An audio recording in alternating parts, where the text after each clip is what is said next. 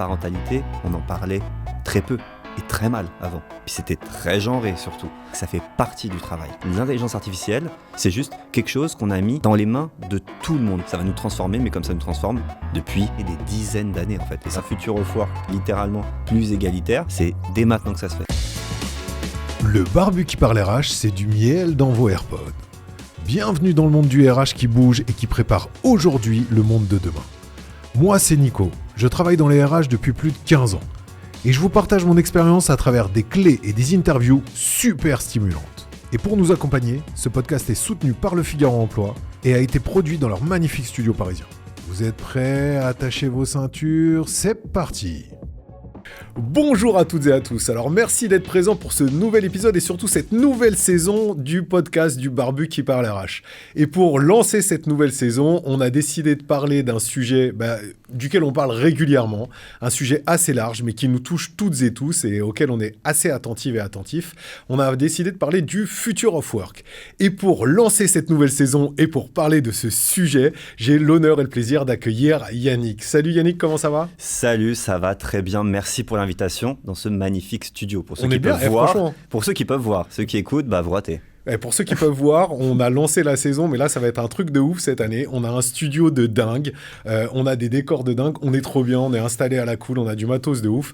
Donc franchement, c'est trop cool.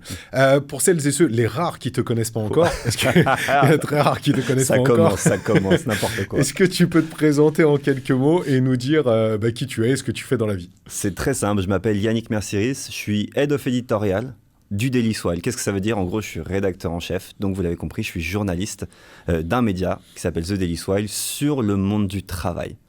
Tout simplement. C'est facile, non ? Voilà. Trop ça cool. fait 15 ans que je fais ça. Enfin, pas 15 ans que je suis sur le monde du travail. Tu faisais quoi avant ?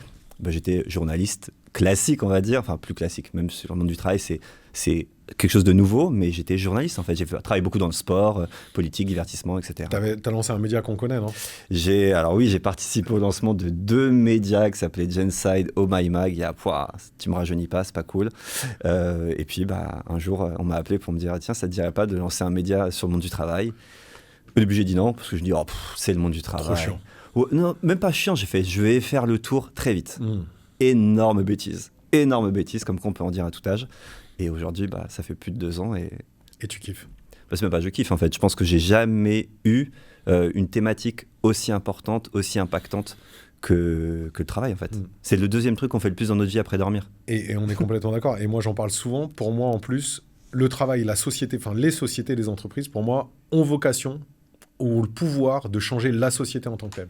Tu vois, c'est-à-dire qu'il y avait une étude de... je ne sais plus qui est-ce qui avait fait cette étude.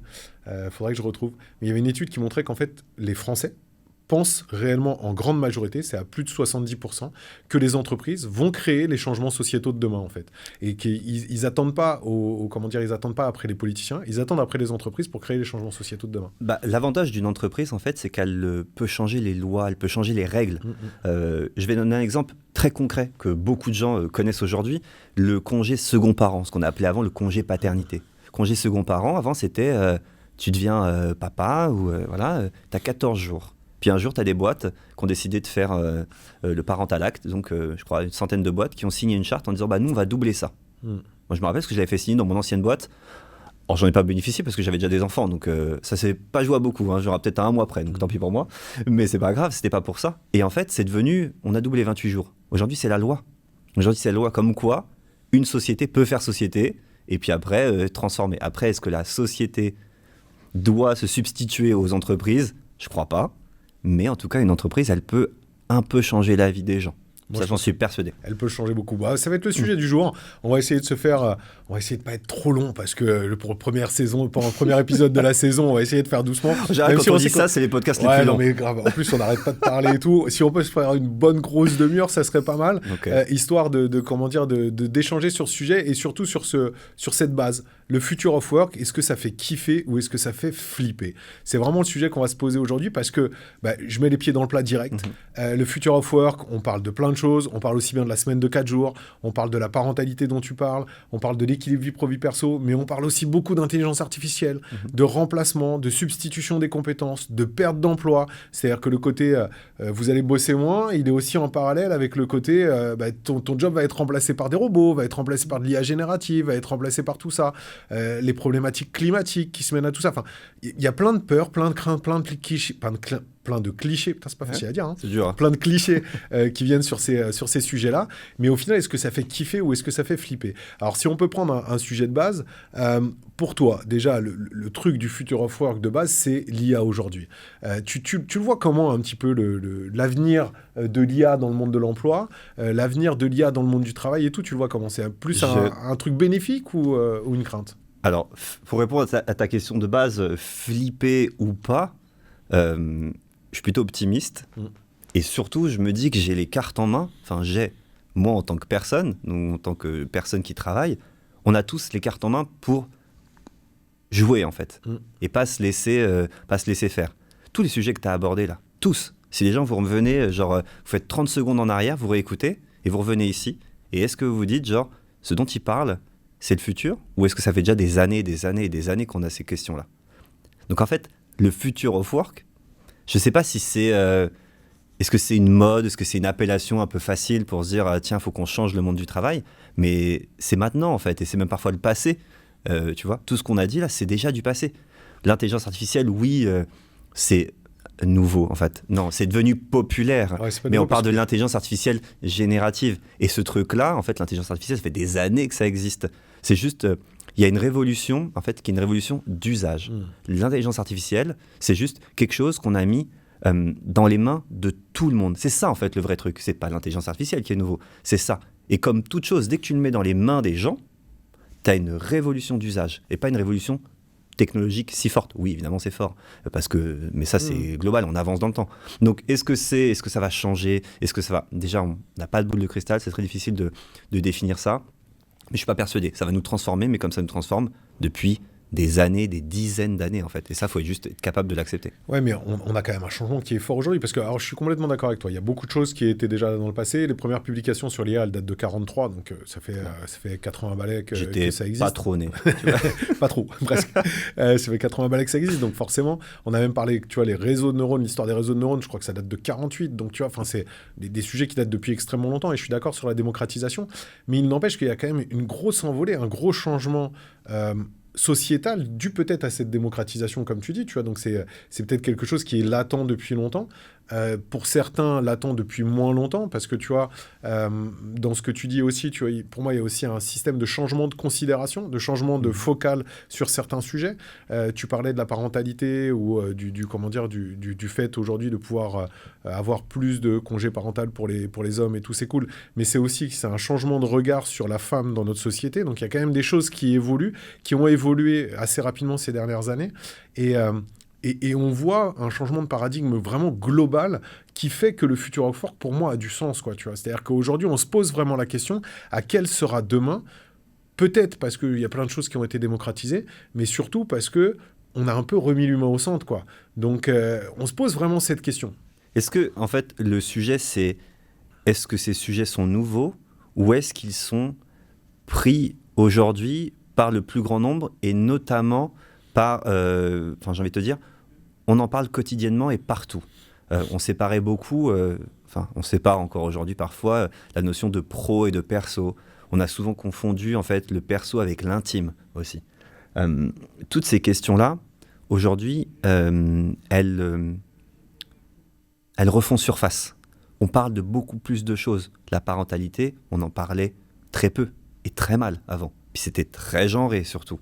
Toutes les autres thématiques qu'on peut aborder. En fait, et je pense qu'aujourd'hui, les entreprises, l'économie au global ne peut plus faire justement l'économie de parler de ces sujets-là. Et comme ça remonte, et ben forcément ça devient un sujet du travail, parce que, je l'ai dit au début, travailler c'est le deuxième truc qu'on fait le plus dans notre vie après dormir.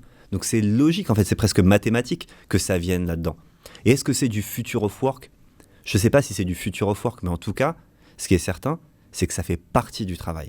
Que le pro et le perso, après ça c'est ma conviction, sont intimement liés. Et cette notion d'équilibre vie pro, vie perso dont on parle énormément, moi je la trouve pas tout à fait juste. Et je parle plutôt d'osmose, c'est-à-dire que parfois ça va ensemble, parfois ça se sépare, mais ça doit être considéré l'un et l'autre. Et aujourd'hui, une entreprise qui fait l'économie de ça, je pense qu'elle elle est en retard, et elle va avoir un retard sociétal, compétitif, et évidemment business, c'est sûr et certain.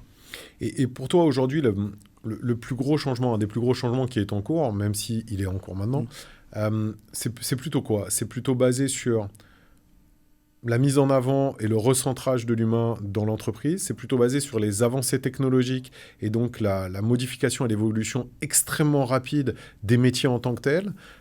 C'est basé sur la dimension que les sociétés prennent au sein de la société. Parce que pour moi, tu vois, c'est 3 sujets qui sont principaux dans le Future of Work, qui peut être maintenant ou autre, mais ces 3 sujets principaux, tu vois, qui pour moi sont très forts, quoi, tu vois. Ce côté IA et changement et évolution des métiers, pour moi, c'est quelque chose qui est très fort, parce que ça impacte non seulement les collaborateurs, mais l'entreprise en tant que telle. Comment elle doit se changer structurellement, comment elle doit avancer.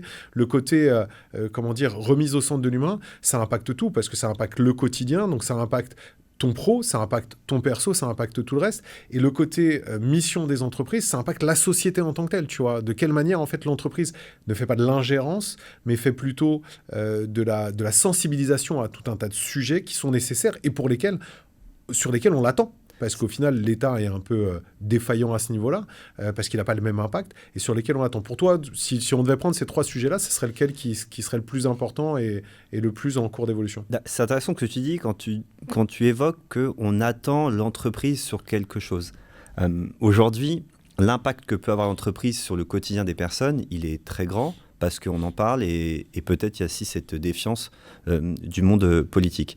Il y a aussi l'avancée technologique, qui en fait est l'histoire de l'humanité en fait. Et ça forcément ça transforme, et ça va de plus en plus vite en fait. Avant, une transformation technologique, ça prenait des années, des décennies peut-être. Aujourd'hui, on peut voir que, si tu prends juste l'exemple de l'IA générative, etc., genre ce qu'on pensait il y a 18 mois, c'est déjà plus vrai. Est-ce que si je dis quelque chose aujourd'hui, ça sera peut-être plus vrai dans 3, 6 mois, peut-être dans une semaine. Donc, et ce podcast sortira, et ça sera déjà peut-être plus vrai ce que je vais dire là. Bon, il sort la semaine prochaine. Hein, donc on ne sait pas en fait, tu vois, on sait pas, ça va très vite. Mais ce qui est hyper important, je déteste ce terme de l'agilité, etc., mais il faut garder ça en tête, de se dire, on est en constante transformation, donc on doit être en capacité de les accepter. Parfois, on nous les impose. Et forcément, on doit non seulement faire avec, mais j'ai envie de dire l'embrasser. Un exemple, on a tous connu le monde entier quand le monde s'est arrêté en 2020.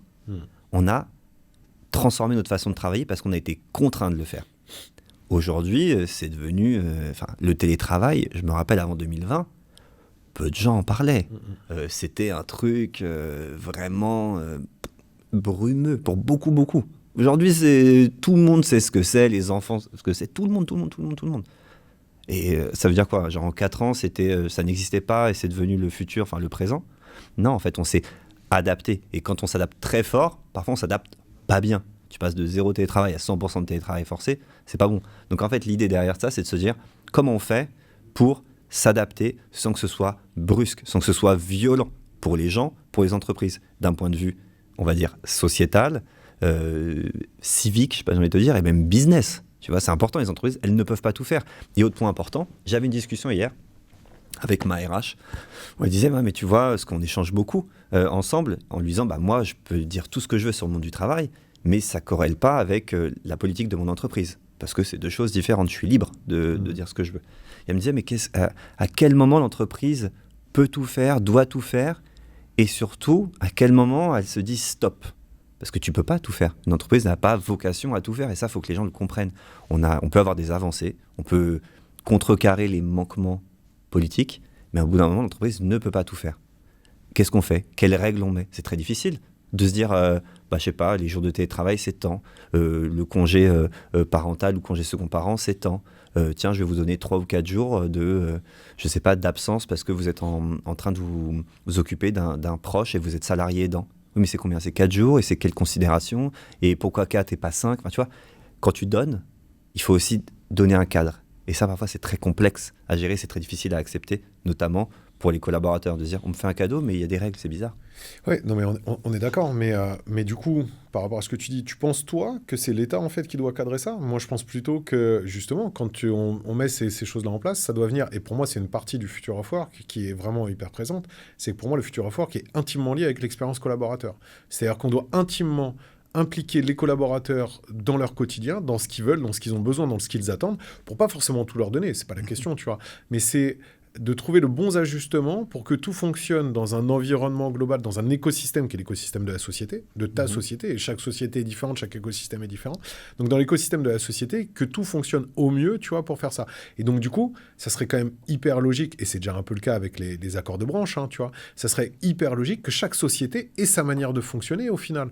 Et pourquoi mettre un cadre par rapport à ça, tu vois? Moi, je pense qu'au contraire, chaque société devrait être même encore plus libre que ce qu'elle ne l'est aujourd'hui. Alors, évidemment, toute proportion gardée, avec des mesures de base qui sont là, mais devrait être encore plus libre que ce qu'elle ne l'est aujourd'hui pour pouvoir faire ce qu'elle veut dans le sens où elle veut. Et aujourd'hui, on est cadré sur certains aspects, et c'est même un peu dommage, parce que finalement, on ne peut pas forcément toujours s'adapter aux besoins de nos collaborateurs, alors que pourtant, on devrait et on pourrait, et c'est ce qui serait bien mieux. Et moi, je pense, là, pour le coup, pour moi, un des sujets du Future of Work, c'est vraiment l'intelligence collective, le participatif, tu vois. Le fait de se dire, on arrête de diriger justement le monde du travail par rapport à des chefs d'entreprise, par rapport à des ministres, à des trucs comme ça. On dirige le monde du travail par rapport à l'intelligence collective. Ce que j'adorerais d'ailleurs qu'il soit fait au niveau étatique dans les ministères. Je kifferais ça, tu vois. C'est pour moi, il faudrait revenir à la démocratie athénienne. Tu vois, le fait de faire bosser des gens qui savent, tu vois. mais tu vois, je pense que c'est faisable dans l'entreprise. L'idée, je pense que c'est surtout qu'on doit visibiliser, informer les gens. Il y a énormément de gens, parce que aujourd'hui, moi, ça fait plus de 2 ans que je travaille ce sujet-là du monde du travail, et tu acquiers certaines connaissances, tu discutes avec des experts, ok, super, puis après tu vas dans la rue, tu parles aux gens qui bossent, pas aux gens qui travaillent sur le travail, aux gens qui bossent. Et il y a une méconnaissance, et c'est pas de leur faute en fait, c'est qu'il y a une méconnaissance totale de certaines problématiques, de conditions, il y a peu d'échanges entre les gens. Là, il y a énormément de gens, enfin, tu sais, en soirée, alors c'est de moins en moins vrai maintenant, j'espère, mais se dire, on parle tout sauf boulot. C'est fou, en fait, de se dire, on parle tout sauf boulot. Genre, c'est ce que tu fais le plus dans ta vie, en fait. Tu fais que ça. Si t'as pas envie de faire ça, c'est qu'il y a un souci. Et donc, du coup, il y a une méconnaissance. Et si tu n'échanges pas avec les gens, ton intelligence collective, là, elle n'existe pas. Parce que s'il n'y a pas d'échange, il n'y a pas de collectif. Et donc, s'il n'y a pas de connaissance, il n'y a pas d'intelligence derrière. Donc, la vraie idée, c'est de parler de ce qu'on fait, de parler de ce que font les autres, de regarder aussi un petit peu. Et le Future of Work, c'est ça. Et c'est pour ça, quand l'appellation Future of Work, en fait, c'est dès maintenant, c'est le présent, en fait. C'est regarder ce qu'on fait. Parce que pour changer le futur, il faut changer quelque chose maintenant. Regarde, tout con, en fait. T'as vu Retour vers le futur. En fait, pour changer le futur, c'est des actions que tu fais avant. C'est pas, tu peux pas aller genre là-bas et te dire je vais changer ce qui s'est passé. C'est trop tard en fait. Et souvent, on parle même d'éducation. Si tu veux changer, notamment les nombreuses inégalités femmes-hommes dans le monde du travail. Nous, on peut changer, mais on est déjà construit un petit peu. On peut se déconstruire, mais on est déjà construit. Mais nos enfants, en fait, ça prend 25 ans une génération. Donc c'est dès maintenant, en fait, si tu veux qu'en 2050, tu aies un monde du travail, donc un Future of Work, littéralement, qui soit plus égalitaire, parce qu'il sera toujours inégalitaire, malheureusement, c'est dès maintenant que ça se fait. Mais ça peut prendre du temps. Donc il y a des quick wins, évidemment, congé second parent, mais il y a surtout un vrai sujet sociétal, et il est immense parce qu'il concerne absolument tous les sujets. Je te défie de me trouver une thématique qui n'a pas un lien de proche ou loin avec le monde du travail. J'ai pas encore trouvé. Non mais je suis complètement d'accord, mais du coup ça me fait poser la question, et tu vois c'est hyper intéressant ce que tu dis, parce que ça vient exactement, tu vois, sur un des sujets que j'ai présenté au départ. Quand tu parles justement de l'aspect genré, tu vois, on sait très bien qu'il y a des jobs qui sont beaucoup plus positionnés féminins. On parle des RH, donc les RH... Les métiers du care, notamment. Les RH, tu as 85% de femmes dedans, même si tu as toujours la même problématique qui est qu'elles ne sont que 35% de cadres, in fine, dans les... Tu parles des RH au global, mais les DRH, c'est pas la même chose. Oui, c'est ce que je dis. Je crois qu'il y a 35% de femmes qui sont DRH contre 65% d'hommes, alors qu'il y a 85% de femmes qui sont dans les RH de manière générale. Donc bon, mais les RH sont un métier plutôt féminin. On sait qu'il y a des métiers qui sont plutôt d'hommes. Si tu prends les métiers un petit peu emblématiques, c'est-à-dire que astronaute, je ne sais plus avec qui, si c'était avec j'ai perdu son nom, je retrouve, mais avec une nana justement qui bossait dans l'aviation et qui disait, voilà, quand tu es petite, que tu vas être pilote de ligne, tu vois pas de pilote de ligne femme. Quand tu es petite, que tu veux faire spationaute ou astronaute, tu vois pas d'astronaute femme. Là, on a la chance d'en avoir une en France, tu vois, c'est très bien, mais tu vois pas ce genre de choses. Aujourd'hui, il y a un déficit pour des métiers plus classiques, il y a un déficit dans la tech, parce que c'est des choses qu'on ne voit pas, qu'on ne met pas tout de suite. Et donc, du coup, ça m'amène à ma réflexion, tu vois, que je te disais, qui est que pour moi, est-ce que pour toi, c'est la société qui doit faire changer ça, ou est-ce que pour toi, ce sont les sociétés qui doivent amener ce changement? Et moi, mon avis sur le sujet, c'est le fait de se dire que les sociétés, en travaillant ce système de communication pour pouvoir justement être non-genrés, être paritaires dans leur approche, tu vois, des sociétés qui sont dans la tech, qui font de la communication, qui vont parler à des jeunes en essayant d'attirer des jeunes filles, en essayant d'attirer, pas forcément des jeunes filles d'ailleurs, mais en essayant d'attirer tout le monde sans choix ou sans critérisation au départ. Si jamais demain, l'ESA ou la NASA fait des programmes en montrant qu'il y a des femmes dans leurs programmes, tu vois, pour pouvoir attirer les petites filles, ainsi de suite. Si toutes ces choses-là sont faites par les sociétés, in fine, pour moi, ça aura beaucoup plus d'impact sur le changement de la société au global que si c'est la société qui essaye de faire ce changement-là. Parce qu'on l'a vu, et moi je l'ai vu, et après je te laisse la parole, parce que je l'ai vu parce qu'il y a je crois... 7 ou 8 ans, j'ai bossé sur un projet où les gens nous demandaient en fait de faire de la communication pour des manuels scolaires, de la communication non genrée. Mais pour moi, ça, c'est bullshit. Sincèrement, ça sert à rien. C'est pas parce que tu vas faire ça, en fait, que ça va fonctionner. Les petits, au départ, ils ont pas ce système dans la tête. Ils ont pas ce truc-là. Comme ils ont pas ce système de discrimination. Moi, ma fille, tu vois, de choses que j'adore, tu vois, quand elle parle de son animatrice de gym, quand elle me demande qui c'est au départ, elle me dit c'est la fille aux cheveux noirs. La nana, c'est une Renoir, tu vois. Elle dit pas c'est la nana noire, c'est la fille aux cheveux noirs. Parce qu'elle, en fait, elle identifie les gens par rapport aux cheveux. Donc, ils ont pas cette dimension-là que nous, on a, qui s'est construit. Donc, le mettre dans les livres, pour moi, c'est complètement bullshit. Par contre, donc faire ce truc non-genré, c'est bullshit. Par contre, faire cette projection potentielle sur des personnes sur lesquelles ils peuvent se projeter de partout, pour moi, ça a beaucoup plus d'impact, tu vois, que ce que peut faire la société. Je comprends ce que tu veux dire. Et toi, en fait, tu opposes, on va dire, État et entreprise. T'aimes bien le rugby, on est d'accord? Ouais. Pour faire un bon match de rugby, faut combien d'équipes? On est d'accord. Voilà, en gros, c'est ça. Parce que si tu regardes un match et que je connais rien au rugby, mais je crois savoir que la Nouvelle-Zélande, c'est plutôt pas mal, et que potentiellement, tu as une équipe éclatée. Je crois que l'Allemagne n'a pas de rugby. Toutes les équipes, l'Allemagne a du rugby. Ils n'ont pas une bonne équipe. Ils n'ont pas une équipe. On est d'accord que ça va être une boucherie, en fait. Et ça marchera pas, tu prendras pas de plaisir, tu vas pas faire avancer, tu vas même pas faire progresser, parce que l'écart est trop grand. Donc, faut pas opposer État et entreprise, même s'ils aiment bien ça, encore moins État, entreprise et collaborateurs. Ça, c'est sûr et certain. Il faut les mettre ensemble et les faire progresser ensemble. À quelle vitesse? Ça, je sais pas, parce que évidemment que la machine étatique, elle a beaucoup plus de lourdeur et que une entreprise, elle peut changer, comme on dit, overnight, quelque chose. Évidemment, il faut faire signer, etc. Enfin bref, mais c'est beaucoup plus rapide que de faire la navette, Sénat, Assemblée nationale, etc. Donc oui, les entreprises, elles ont cette agilité supplémentaire. Et pour moi, elles ont cet impact. Parce que je suis d'accord qu'il ne faut pas les opposer, mais pour moi, elles ont cet impact concret que l'État n'a pas, tu vois. C'est-à-dire que le concret, c'est ce qu'il y a de primordial. C'est-à-dire que comment tu veux montrer à une petite fille qu'elle peut être l'égale des hommes dans ce monde qui est... On a beau dire ce qu'on veut, et je suis pas... Voilà, on est quand même dans un monde qui est encore patriarcal. Tu vois, on peut pas dire l'inverse. C'est totalement vrai. C'est clairement ça. Et il n'est pas question de rentrer dans un monde matriarcal, mais il est question de rentrer dans un monde qui soit... dans lequel tout est possible, tu vois. Et si elles n'ont pas de concret, on peut pas. Et pour moi, les entreprises montrent ce concret, tu vois. Je suis entièrement d'accord avec ça. Et que les entreprises, justement, elles ont cette agilité, ce pouvoir de mettre en place des gens, etc. Mais il faut pas que ce soit fake ou brusque, parfois. Parce que sinon, la prise, en fait, la grève va pas prendre parce que les gens n'ont pas encore capté tout ça.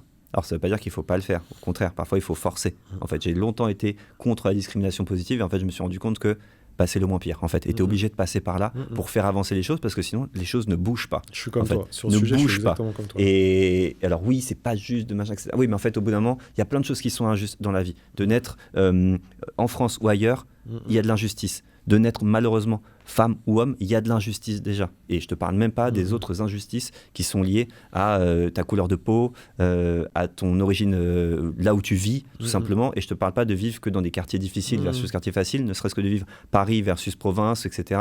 L'accès à l'information, enfin bref, il y a plein d'inégalités déjà. Donc il faut absolument essayer, non pas de les gommer en disant elles n'existent pas, il faut rassembler les gens le plus possible, les faire communiquer, échanger les gens, les entreprises, évidemment l'État, etc. Et là, on aura cette intelligence collective, celle qui fera qu'on arrivera, par l'exemple, par une entreprise qui fonctionne, à faire changer évidemment la société. Et évidemment, souvent on entend les politiciens dire oui, nous on écoute ce qui se passe sur le terrain. C'est vrai. Écoutons plus fort en fait. Écoutons plus fort. Et la chance qu'a un État, c'est qu'il peut faire changer la loi de tout le monde. Alors qu'une entreprise, c'est que potentiellement sa boîte, si elle a d'autres entreprises avec, ou potentiellement son secteur. Mais ça reste limité. Bien, mais limité. Est-ce que, sur le sujet, encore une fois, on peut être dessus, mais est-ce que pour toi, les entreprises demain vont pouvoir contribuer à un meilleur bien-être, ou est-ce que clairement on est dans une société où c'est un petit peu trop difficile aujourd'hui d'être heureux, pro-perso, de fonctionner comme ça? Est-ce qu'on est capable, tu vois, on en parlait avec Philippe, est-ce qu'on est capable aujourd'hui de pouvoir avoir du temps réellement pour nous? Est-ce que pour toi, le future of work, c'est aussi le fait de se dire, OK, on va créer cet équilibre et on va un petit peu le sensibiliser, on va le driver pour qu'il soit bénéfique, ou est-ce que justement les personnes vont toujours de toute façon être dans un système qui va être un système un peu, on va dire, une non-accointance avec le travail en tant que tel, parce que le travail, c'est le travail, comme tu disais, tu vois, on se retrouve en soirée, on parle pas boulot, mais pourquoi? Parce que si jamais tu fais ça tout le temps dans ta vie, c'est ça.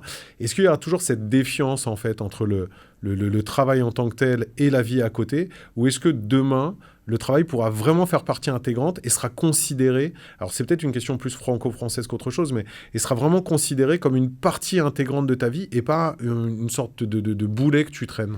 En fait, le travail, je pense pour beaucoup de gens, ça fait partie intégrante de la vie déjà. Je pense que les entreprises qui font l'économie du bien-être de leurs collaborateurs ne réussiront pas moyen-long terme. Très court, évidemment, parce que, moyen-long terme, c'est impossible. Pourquoi? Parce que j'ai cette conviction très forte que de la performance sociale naît la performance économique. Une entreprise qui a une performance sociale cartonnera, performera, quoi qu'il arrive. Et est-ce que c'est lié pour toi avec le côté engagement? C'est ça en fait le truc. C'est-à-dire que, en gros, est-ce que aujourd'hui on a encore un petit peu quand même cet aspect de je suis obligé d'aller bosser, tu vois. Alors pas pour tout le monde. Mais c'est normal. Tu kiffes ton taf, je kiffe mon taf et tout. Ouais, mais moi demain tu me dis t'es en vacances toute l'année, je te dis non, je veux aller bosser, j'ai envie d'y aller, tu vois. Est-ce que demain le fait justement d'avoir un futur qui soit un futur avec beaucoup plus de bien-être au travail, de considération des collaborateurs, de temps, d'équilibre, pour toi peut amener justement à ce que tout le monde, in fine, kiffe son taf. Peut-être que tout le monde kiffera pas son taf, mais à une autre manière de voir le job. Il faut comprendre que la notion d'aimer, d'amour, elle est relative à chacun, en fait. Aimer son travail, qu'est-ce que ça veut dire? Est-ce que ça veut dire prendre un plaisir fou, ou est-ce que ça veut dire ne pas le détester? Et c'est pas... La nuance, elle est énorme, on est d'accord. Et du coup, si tu donnes pas la même définition aux gens, si tu dis ton travail, est-ce que tu le détestes? Ou ton travail, est-ce que tu l'aimes? Je peux te dire que la réponse, le pourcentage, il va pas être du tout le même. Je te donne 2%. Il y a 7% des collaborateurs qui sont engagés en France. Bon, après, selon les études, ça monte de 7 jusqu'à 26 en fonction des études. Et par contre, il y a 77% des personnes qui disent être satisfaits de leur travail. Tu vois? Puis ça veut dire quoi? Engagé, en fait. Ça veut dire quoi, engagé? Ça veut dire... C'est quoi en fait le terme d'engagement? Moi je sais ce que c'est qu'un engagement avec un contrat. Je suis engagé auprès de ma banque pour rembourser un crédit. Je suis engagé auprès de la Fnac parce que j'ai pris une carte. Je suis engagé auprès de ma femme parce que je me suis marié. Ça c'est un engagement, on va dire c'est contractuel. Mais un engagement avec ta boîte c'est quoi? À part le fait de respecter ton contrat de travail. C'est quoi la notion d'engagement? Et donc moi ces études sur on est des collaborateurs engagés, on a une entreprise où l'engagement c'est important. En fait tout est question de définition. Et je discute avec beaucoup de gens de leur travail, de comment ils le voient et de comment on peut le transformer. Parce que moi, le plus important, c'est de faire cette révolution douce, en fait. De se dire que le travail... En fait, je pars du principe que, on est obligé de bosser. Obligé pourquoi? Parce que la loi, tu vois, on a quand même un système de retraite. Nous, peut-être, on l'aura pas. Bon, on l'aura pas. C'est pas grave. C'est pas grave, je sais pas, mais... on est obligé, entre guillemets, de bosser. Quand tu es obligé de faire un truc, essayons de faire en sorte que ça soit le moins désagréable possible, potentiellement neutre et petit kiff, et si on prenait du plaisir en faisant ça aussi. Et c'est ça aujourd'hui, ce que j'essaye de faire comprendre, en tout cas de questionner vraiment au quotidien, c'est comment on fait pour améliorer ça. Et ça prendra du temps. Et c'est pour ça que c'est du future of work et que ça prendra des années, des années et des années. Mais si chaque jour, ça s'améliore, si chaque jour, on parle des sujets qui vont aider les gens. Je te donne un exemple très concret.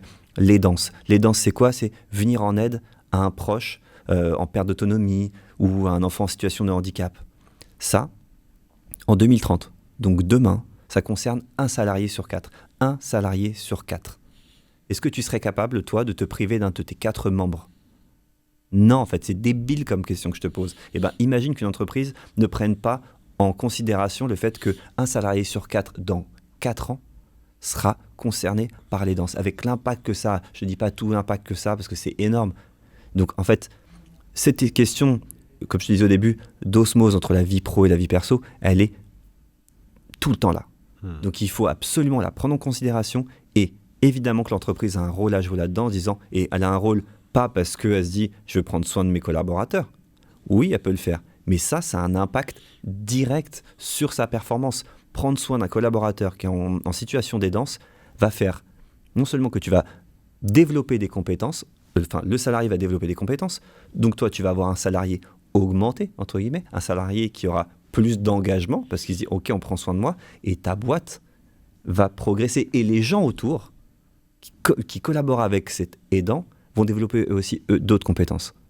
Pour moi c'est un cercle vertueux. Après, je ne suis pas chef d'entreprise, donc je ne peux pas te dire combien ça coûte, est-ce qu'il faut le faire, est-ce que c'est la priorité. Si tu extrapoles dans le côté vraiment utopique, mais utopique très loin, est-ce que finalement l'idéal, ce ne serait pas de ne pas être obligé de travailler et d'aller travailler si on a envie d'aller travailler dans le job qu'on veut faire? Est-ce que l'idéal, ça ne serait pas ça, in fine, tu vois? En fait, moi, je vais te poser une autre question, parce que d'habitude, c'est moi le journaliste qui pose des questions. Ouais, c'est vrai qu'aujourd'hui, tu es de l'autre côté. Ça veut dire quoi, travailler, en fait? Travailler, est-ce que c'est une activité qui rémunère? Ou est-ce que c'est juste une activité... D'avoir un emploi. Voilà, ok, d'accord. On est d'accord. Tant qu'on vivra dans ce monde où on va devoir dépenser un peu d'argent, on va être obligé d'en gagner. Et en gagner aujourd'hui, tu es obligé d'aller bosser en tout cas, enfin de travailler d'une manière ou d'une autre. Imagine, est-ce que le point suprême et ultime, ce ne serait pas justement de ne plus avoir besoin de cet argent parce que tu es rémunéré, tu sais, il y avait la fameuse salaire universel. Le revenu universel. Le revenu universel, le fameux revenu universel. Donc, tu n'es plus obligé d'aller bosser. Tu vois, tu as ton revenu universel et tu vas bosser que si tu as envie de bosser. Est-ce que c'est pas ça, finalement, l'ultime niveau du travail, de l'emploi? En tout cas, quoi qu'il arrive, quand tu vas faire ça, tu vas continuer de travailler, de produire de la richesse quelque part. Donc, en fait, quand on continue à créer de la richesse, l'économie, à la base, c'est ça. C'est le tout début, c'est l'échange de biens, de services entre les humains. Et puis après, c'est devenu un truc de compétition. Et c'est d'ailleurs toute la notion de ce qu'on appelle la paix économique ou la guerre économique. Tu vois, on se bat pour avoir des parts de marché, etc. Et tout. Donc, est-ce que c'est ça le but ultime? Ça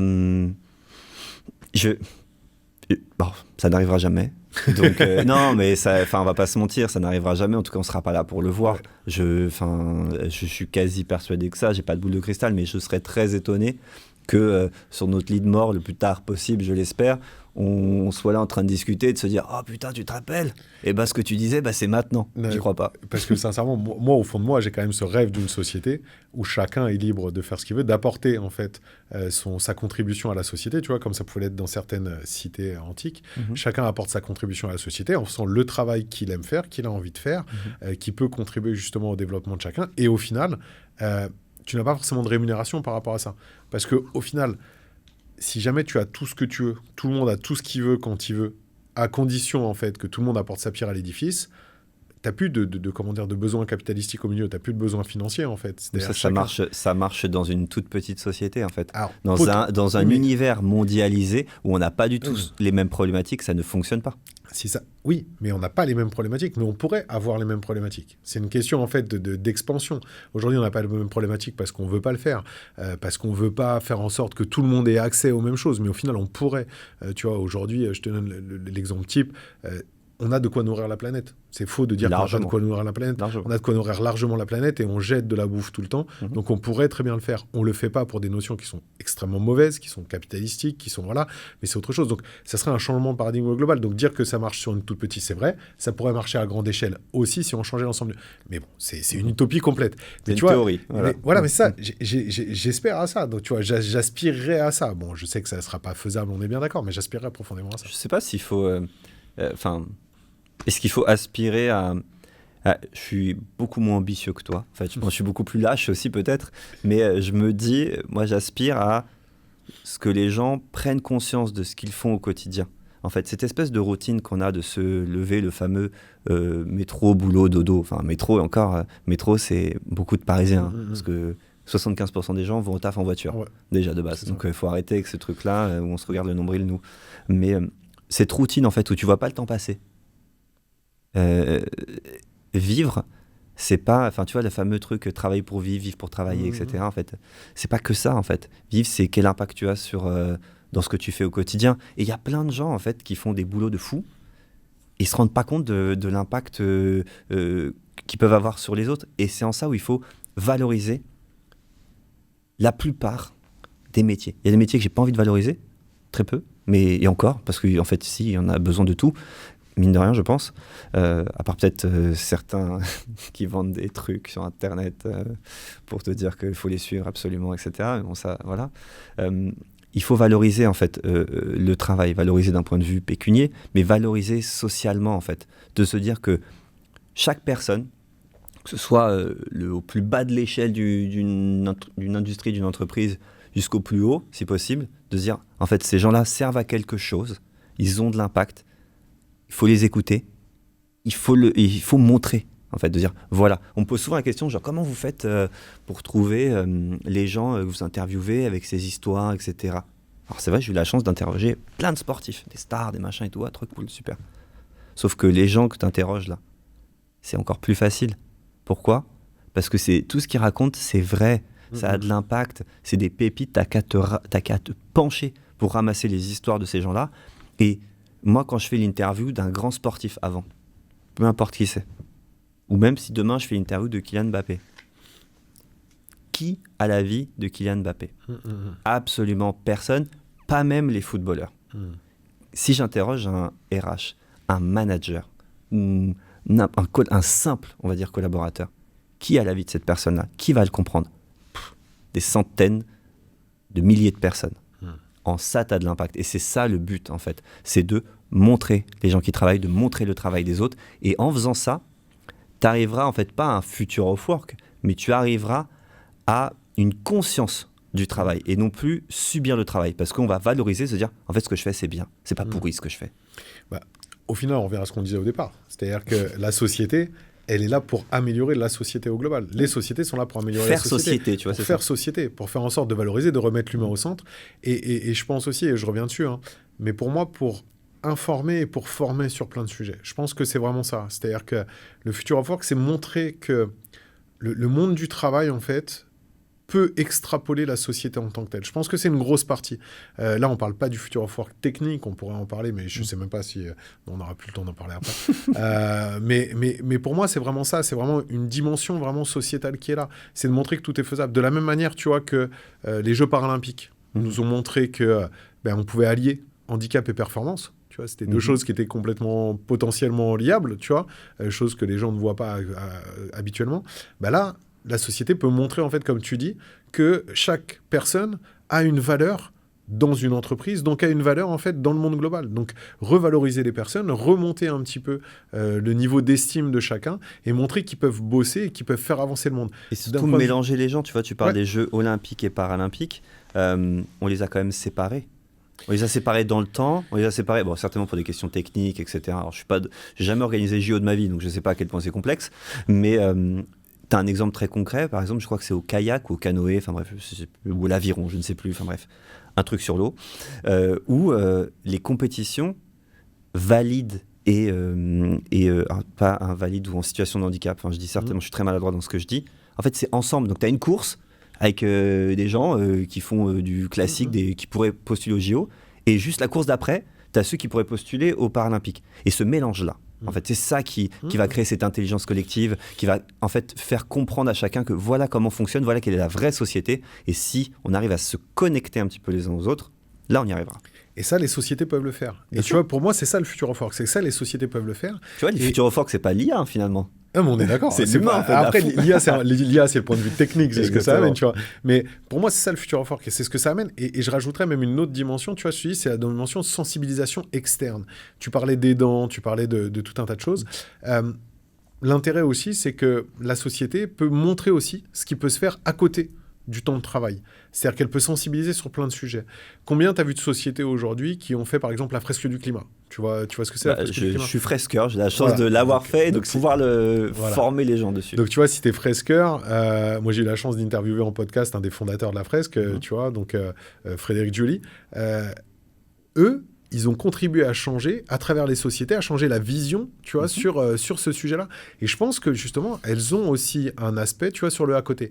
Proposer, par exemple, le Future of Work qui amène à proposer aux collaborateurs d'avoir des temps de congés supplémentaires à disposer pour des associations, parce que ça se fait de plus en plus. C'est même dans la loi déjà. Ouais, mais ça, je trouve ça génial, tu vois. Et ça amène à une sensibilisation, et ça amène en fait à une autre manière de considérer ton travail, parce que tu considères ton emploi, parce que là, on fait la différence emploi-travail.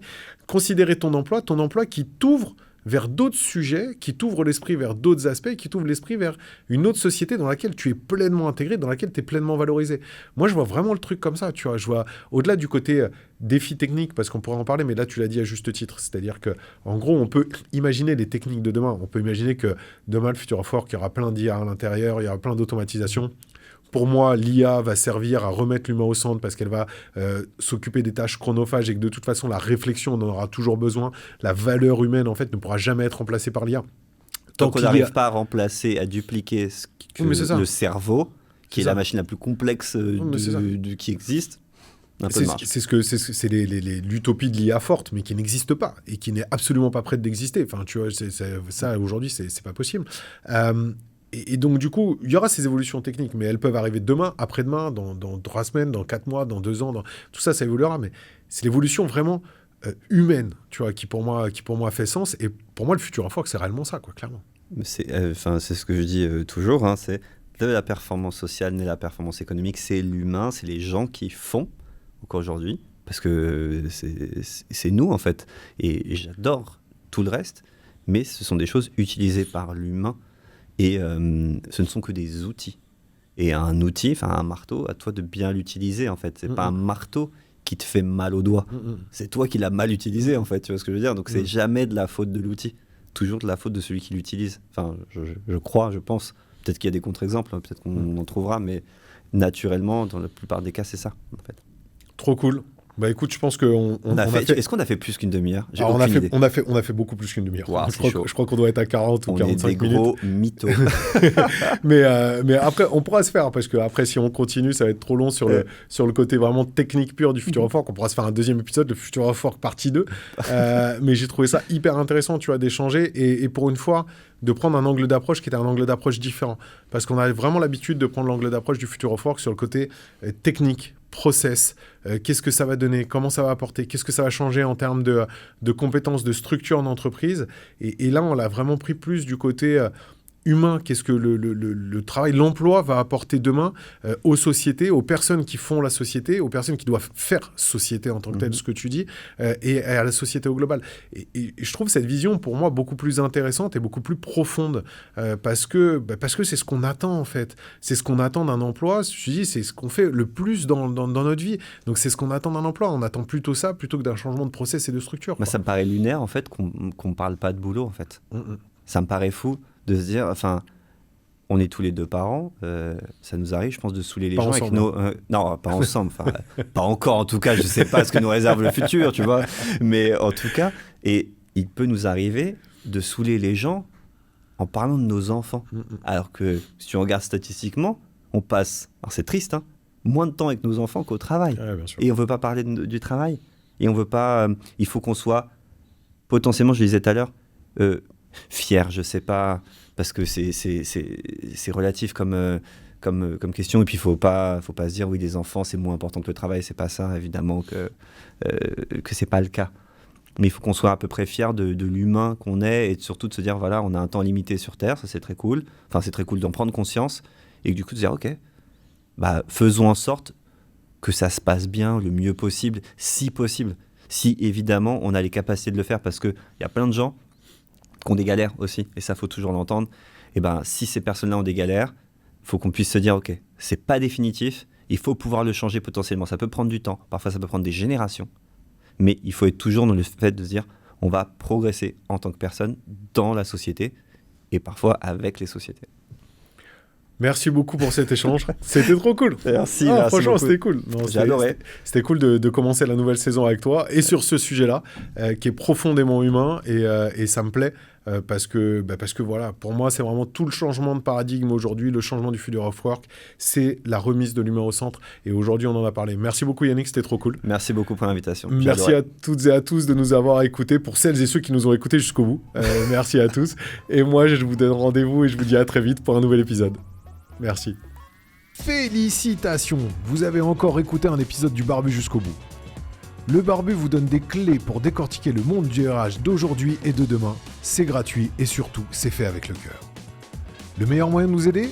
Vous avez juste à mettre un avis 5 étoiles sur votre plateforme d'écoute préférée. Je compte sur vous et à très vite. Merci encore au Figaro Emploi de soutenir le podcast du Barbu qui parle RH.